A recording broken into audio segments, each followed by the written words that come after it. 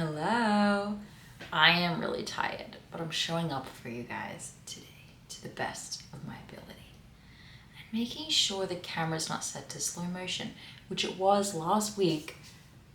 And for some reason I just never realized, and anyway, I had to delete that video, but I'm here.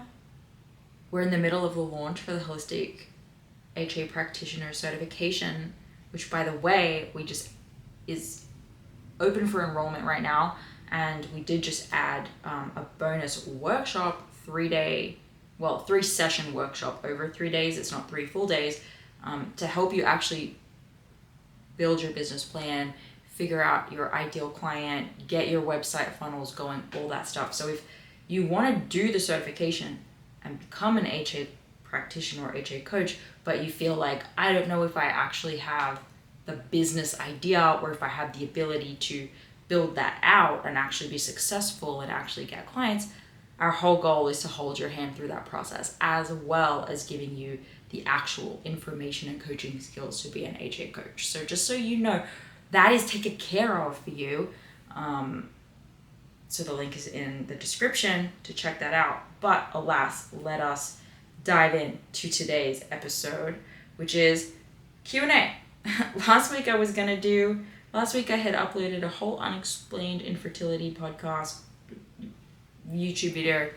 It didn't work out, but the audio is actually up on the podcast if you do want to still listen to get that information.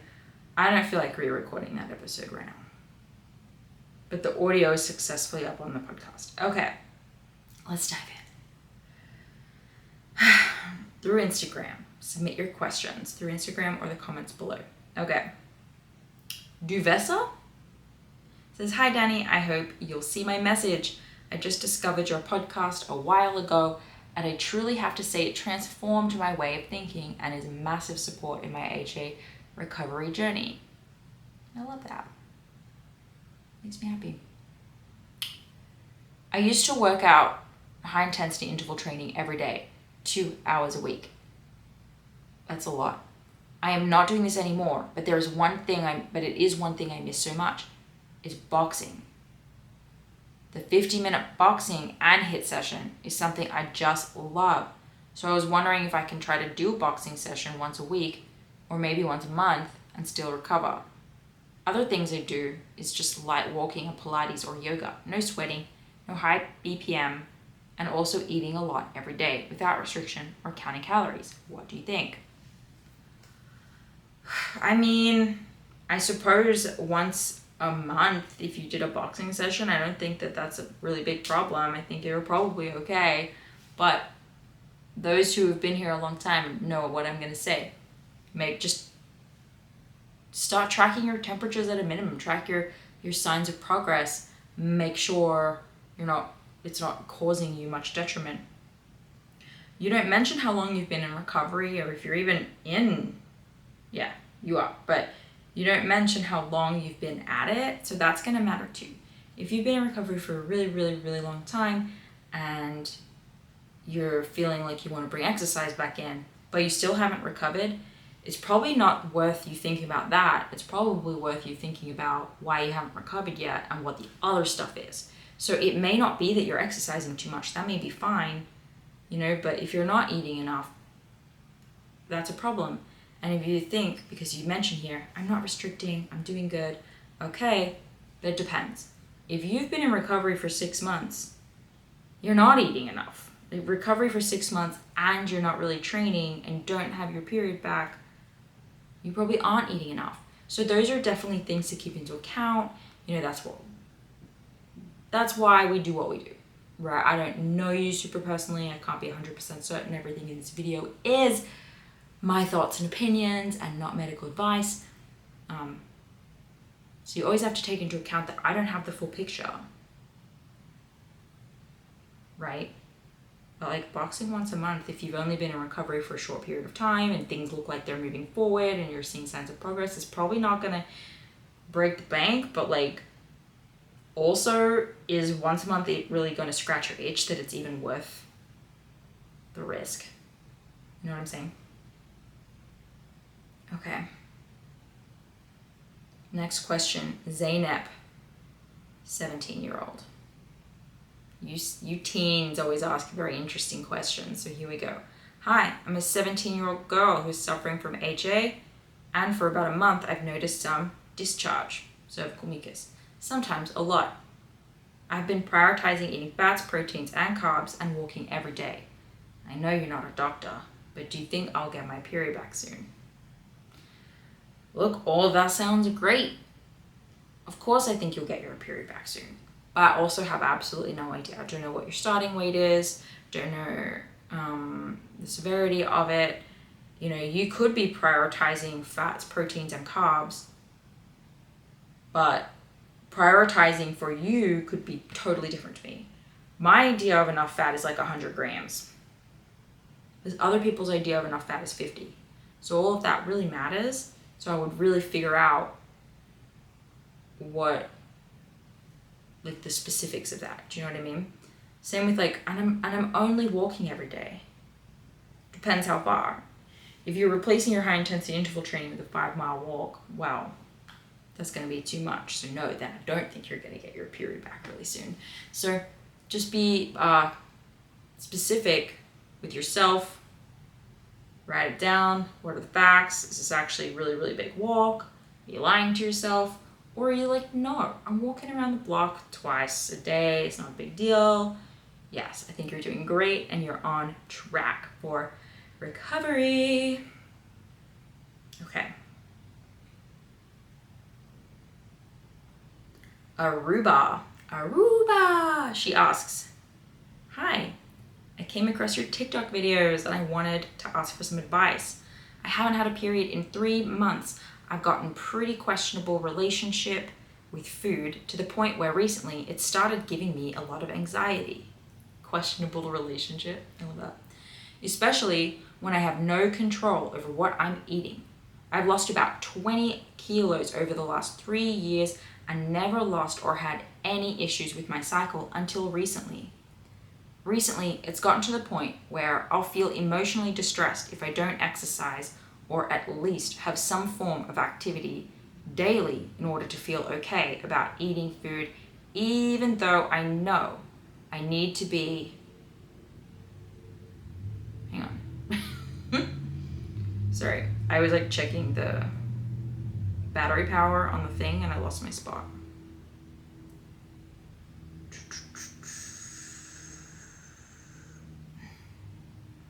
Okay, recently it's gone to the point where I'll feel emotionally distressed if I don't exercise or at least have some form of activity daily in order to feel okay about eating food, even though I know I need to be in a surplus to get my period back. For reference, I'm 164 centimeters tall and I weigh around 56 to 57 kilograms. Thank you for that helpful information. Also, I'm unable to invest in any programs or coaching because I'm a student and I can't afford it at the moment. I also lift weights at the gym, but have stopped that for about 2 weeks now to reduce stress on my body. Okay. There's no question here. Sorry. So let's try and understand what the question here is. I don't see the question, but I will say 164 centimeters, 56 to 57 kilograms is lean for your height. So I already know that makes sense. You lost 20 kilos over that time. You're super similar to me in my starting weight. I never even got as light as that. I've had many clients your height and weight. So that fast weight loss is probably going to be your issue. And you probably don't need to invest in a program. If you're mentally and emotionally ready for this process, dive in, eat food, stop restricting. You may need to get yourself back up to the weight you were before you lost your period. And if weight loss is something that's in your future again, that's totally fine. You're just gonna have to start again and do things differently. I hope that helped. Let me know if you were actually looking for different advice and I misunderstood your question. Okay. Let's do another one. How long have we been going? Almost 10 minutes. Okay. Katie asks, "Hey Danny, thank you very much for your post on fasting. It alerted me to an uncomfortable part of my recovery that I've been in denial of. If I could share, I'd be really interested in your opinion on this, and if any of your other clients have found this to be part of their recovery journey. Essentially, I haven't quote unquote fasted from the chronic stress of pining over a breakup. Embarrassing to admit. I broke up with my ex in June 2022. I had a copper IUD removed in July 2022 and haven't had a period since then. He is from Ethiopia, and although we don't talk anymore, I'm actively studying Amharic, one of the languages in Ethiopia, because of its fascinating language. And also, although I don't expect we'll ever get back together, I'd like to be able to speak with him in his language if I ever did see him again, as a nice surprise. Am I crazy?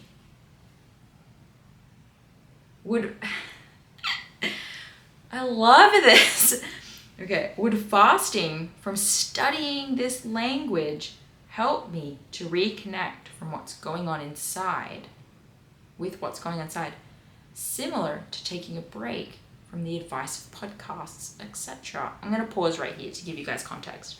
I did a fasting video a while back that was like, fasting for HA recovery, it's not what you think, and talked about like fasting from the things that you're obsessing about that may be causing you to not make changes and keeping you in a stress state.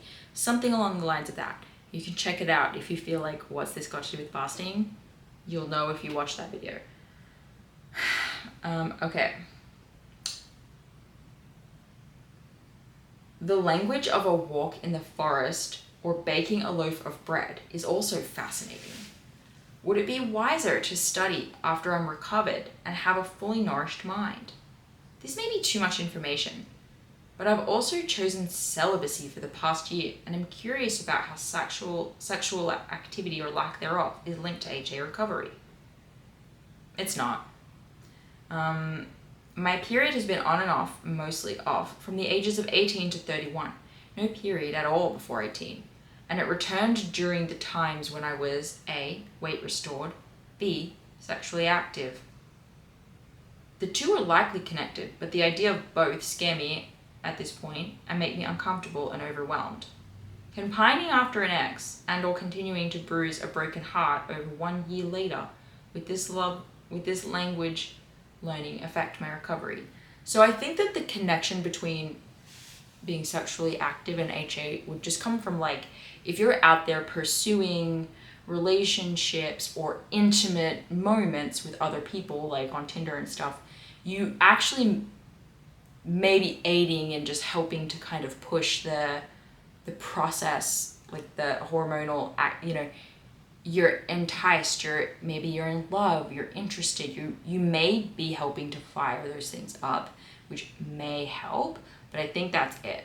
The actual act of intercourse in and of itself, to the knowledge I have and to what I believe has been researched, is not there. However, could something come out one day where they're like, having intercourse even if you don't feel like it helps bring your period back? But that doesn't feel particularly feminist. I don't know how that research is going to go down. Side note, I am entering an eating disorder treatment program to help me interrupt my chronic undereating and overexercising tendencies. It's clinical and based on Western medicine. I'm excited and willing to give it my best shot, but also wonder if it might be helpful for us to work together on the side. Oh, okay. This is about coaching. All right. Looking forward to your reply, and sorry for this mega long message. Thank you for the space to clarify my thoughts and dig into the nuances. I don't know if you filled out our coaching application, but you can go to our website and the link will be in the show notes. So fill out the application, and then we can probably have a whole conversation about working together if you want to do that. But what's so interesting here is like we went through this whole email about like the breakup, and you're thinking like maybe I need to fast from it. I mean, absolutely you need to fast from pining over your ex. Everyone does. Absolutely not. He doesn't deserve you, especially if he left you Let's just be real. But we went through all of this, like, oh, curious, this could be a really stressful thing for you to be like, I'm going into a program to interrupt my chronic undereating and overexercising tendencies. So whatever those tendencies are, they have a lot more to do with your missing menstrual cycle than pining over your ex, first and foremost. But yes, you should still fast from that. You should still not do that. You are worth so much more. You come first. Let's go through this ED program. And then when it comes to like working, maybe it is a good question for everyone. When it comes to working together on the side while you go through your program, you know, in the past, we have worked with people who have EDs and who have tried to recover their menstrual cycle before recovering from their ED. And we actually think that that is a distraction. So we won't take people on who are not, mostly at least, on the other side of their ED treatment program. Because sometimes people trying to get their period back without addressing the ED first, and this isn't you because you're saying, I'm going to address it, can we do it at the same time? But just for anyone who's like thinking of doing this in HA recovery instead of ED, who needs to do ED, that's just a distraction. That's you being like, let's see if I can just get healthy but also maintain my ED. Do you know what I mean? Like, let's see if I can just get around this and be the unicorn and like not actually have to address the ED, but just get my body healthy so that I can have both. And you just won't recover from HA like that. The two just, they have to happen together. They have to happen in tandem. Okay, so I hope that helps. Love this for you, Katie. Ditch that guy. You don't need to be learning his language in the hopes that you'll like run into him and impress him with his language. No. I'll tell you right now, exes for me, I am so intense about like stonewalling them. I had this guy, this ex. I'm telling you, I was head over heels. I was head over heels for this guy. And then he, out of nowhere, broke up with me. Coincidentally, because 2 weeks later, he was going on a boys' trip to Thailand.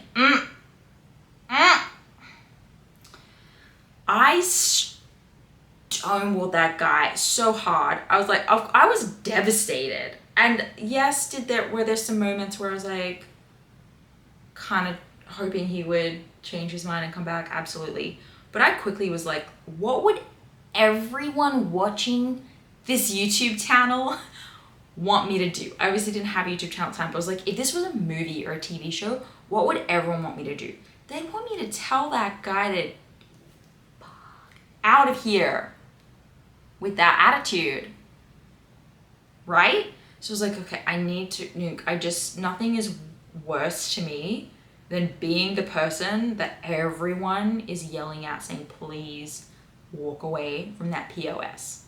So despite what my heart wanted, I walked right away from that guy and really did everything in my power to make it look like I gave 0 F's about his situation. Like one time, he called me really drunk. He was at a nearby pub when I lived in Sydney, and he called me really drunk in the middle of the night, and he was like, oh, like, let me come over. Because he still liked me. We were young, and he just like still wanted to kind of try every fish in the sea first, you know what I mean? Fool. And so he calls me in the middle of the night, tries to come over. However, I have a different guy in my bed at this point who, may I just say, was like super hot, all tatted up. So I'm on the phone. I'm like, oh no, like, please don't come over. No, like, now's a bad time. Please don't come. Oh no. So he comes, obviously, knocks on the door, and then I answer and I'm like, what are you doing here? And then the guy that is with me, then he opens the door and he's all like, I'm John. Nice to meet you. And then they like shake hands and the whole thing is so bad. And I just felt so smug, like. And then he was all mad and like he knew I did it on purpose. But I was like, you know what? You made me look like a fool. And I will not be having that. You will look like a fool. And then this guy was like, you know, he broke up with me because he's like, you know, it's just that, you know, if when we do, please wait for me. Because when we do get back together, that's going to be it. Like, we're going to be married. It's like, I would never let you marry someone else. So can you believe that this guy broke up with me? But he's like, but we're definitely going to get back together later. Just like, now's not a good time for me. So I was like, you best believe this is never happening. I'm going to go out and live happily ever after and make you think I do not care at all about you. Obviously I did.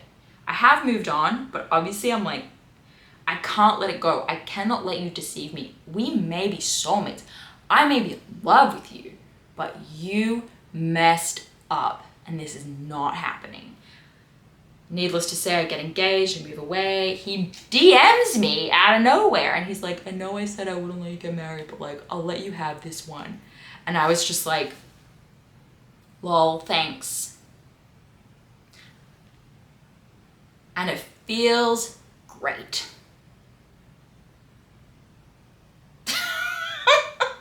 Okay, I hope you enjoyed this lovely piece of advice. Let me know about your breakups below. I'll see you guys next week. If you have any questions you want answered on the show, please comment below, find me on Instagram, all that good stuff. I'll see you guys next week. Bye. How do I turn this off?